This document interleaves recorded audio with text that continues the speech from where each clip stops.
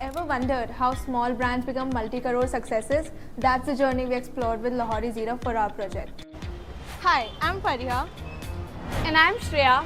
We're postgraduate students at IIDE in Digital Marketing and Strategy. As part of a project, we learned how Lahori Zira started as a small family-run business and how they turned it from a zero to a 215 crore brand, bringing back India's traditional flavors.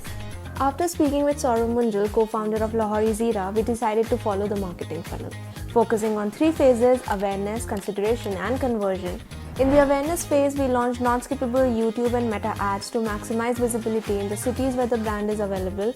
Next, in the consideration phase, we targeted viewers who watched 75% of our 15-second video with static posts directing them to our website.